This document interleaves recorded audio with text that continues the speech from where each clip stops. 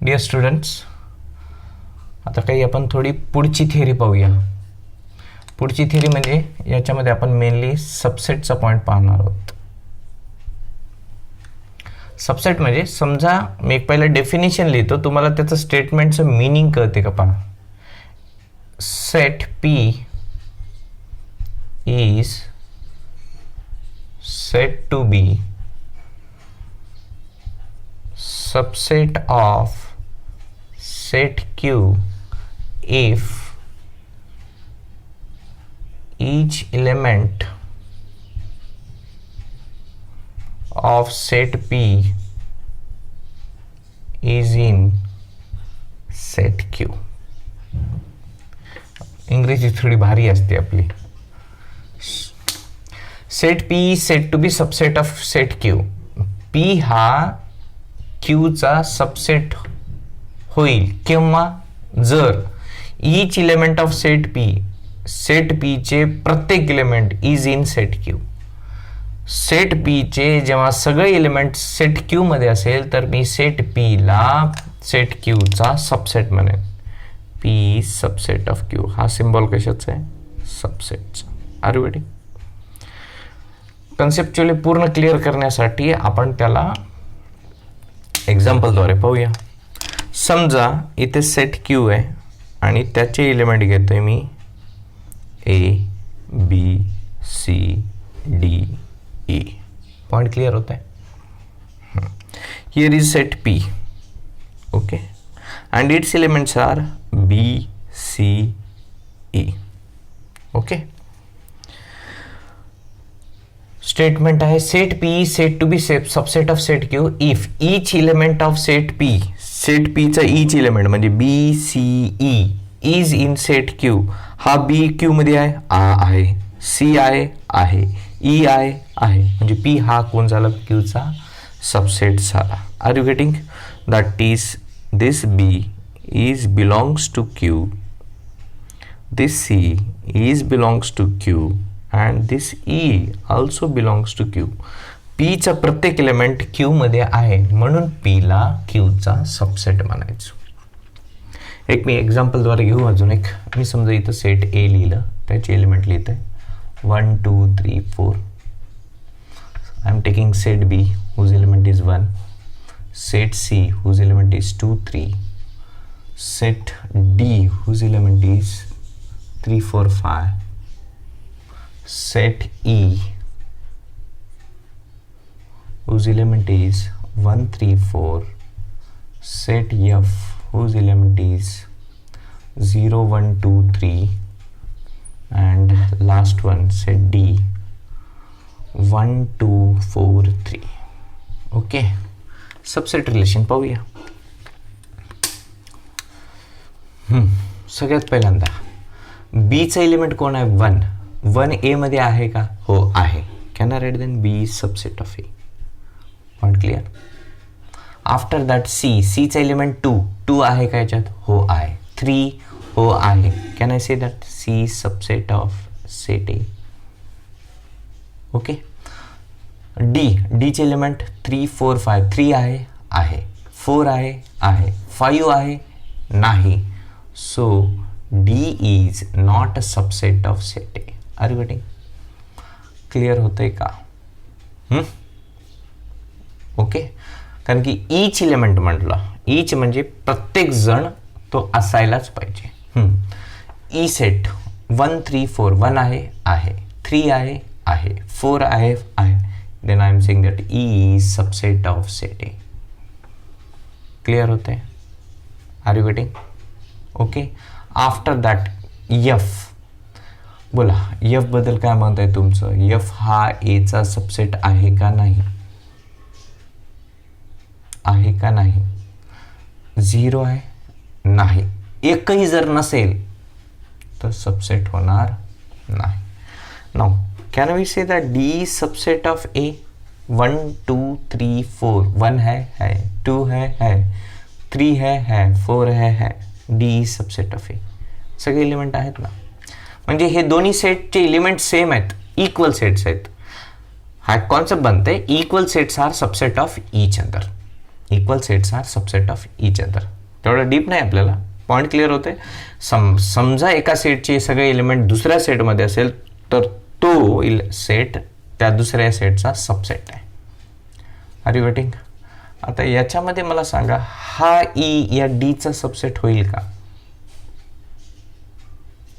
1 है 1 है, 3 है 3 है, 4 है 4 है. That is, can I set E subset of D? समझते हैं? We are saying it as subset and we are saying it as not subset. थियरीचा पार्ट क्लिअर होत आहे? ओके.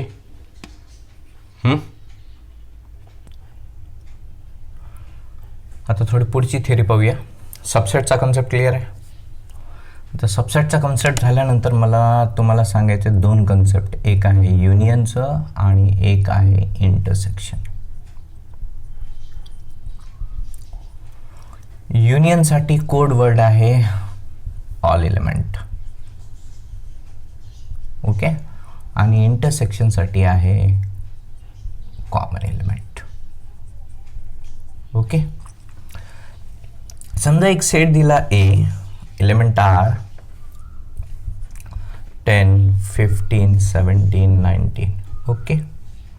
सेट बी दिलेला आहे, it's 18 17 16 and 14 13.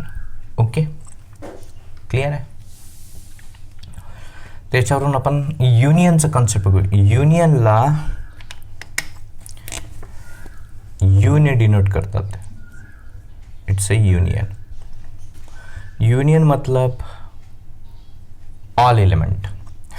All element, U for मैंने क्या बोला है? All element. तो ए और बी के सभी एलिमेंट ले लो. तो ए के एलिमेंट क्या है?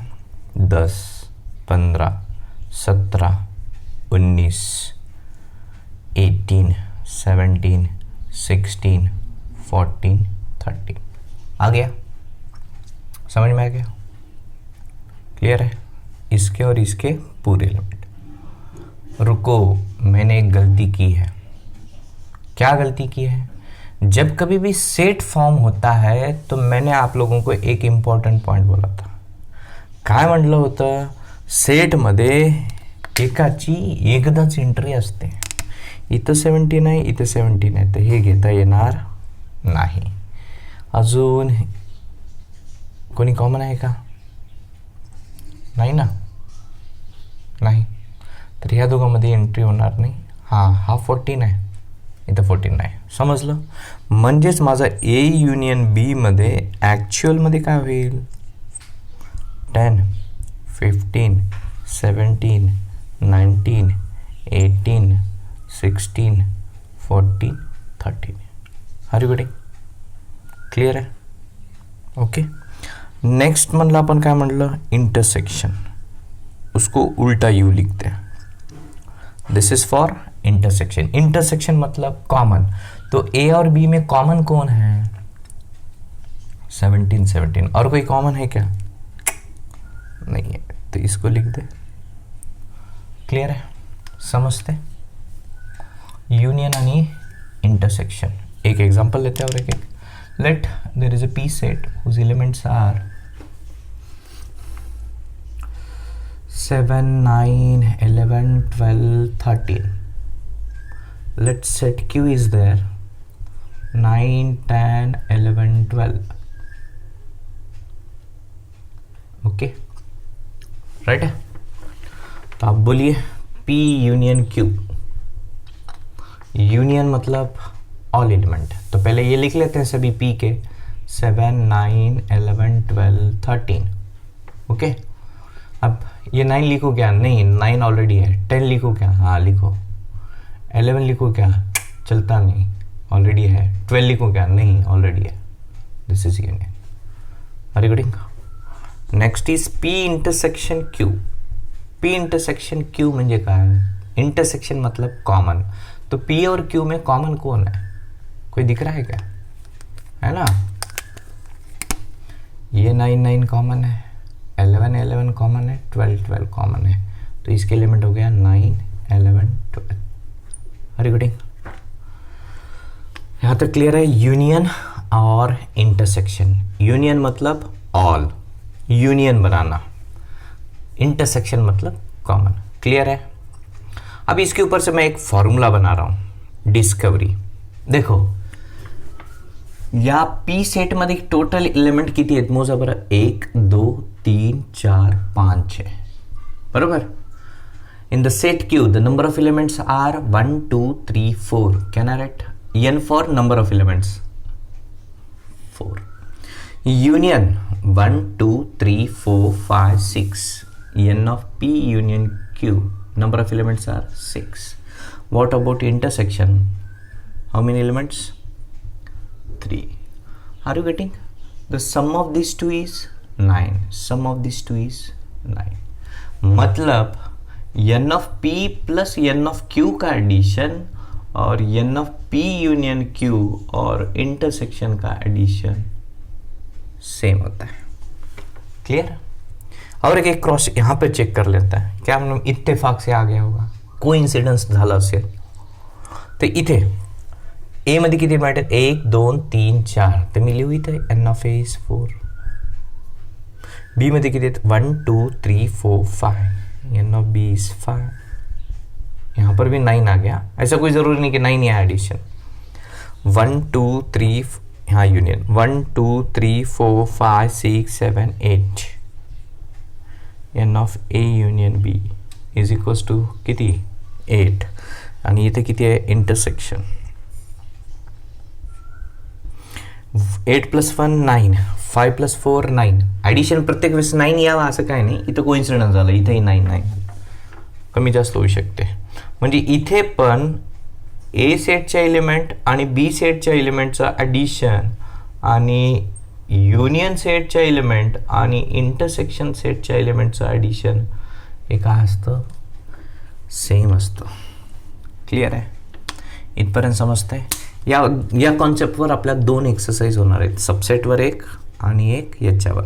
थोडा एक पार्ट राहिला वेन डायग्रामचा. तो वेन डायग्राम आपण पाहूया.